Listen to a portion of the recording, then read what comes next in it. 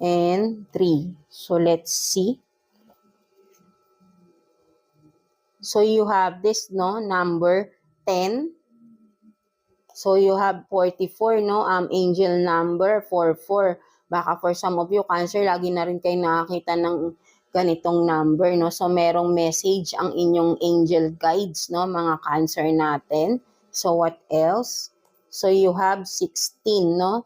So meron kayong 10, 44, and 16, no. So if you see these numbers, no, repeatedly, no, within this week, mga Cancer, there is a good news, no, na marireceive, positive news na marireceive kayo, no. Kung hindi man kayo, maybe a family member ninyo, no, within the circle, yeah. So yeah, that's it for you, mga Cancer, no. I hope naka-resonate kayo with your reading today, mga Cancer natin. So yeah, God bless you all, Cancer, and thank you for watching, Cancer.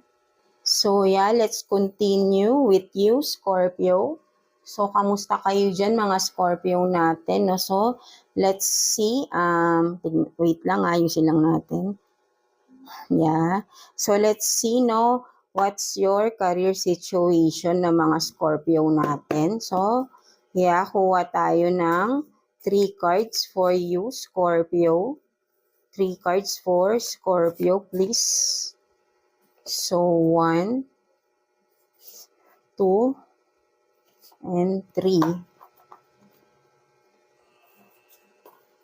So you have this Aries, fake offer,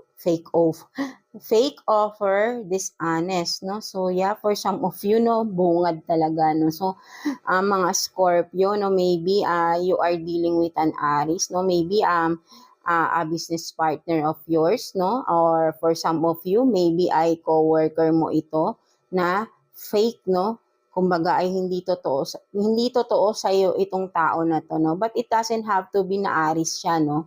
But then maybe a fire sign for some of you, Aries, Leo, and Sag, no? So meron lang ditong specific, no? So maybe for some of you, meron kayong kilala na ganito, Aries, ang kanyang sign, right?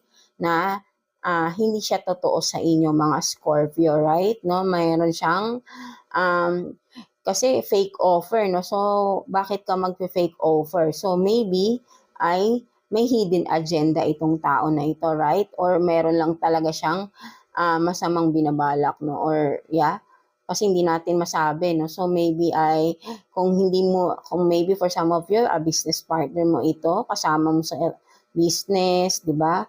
Or maybe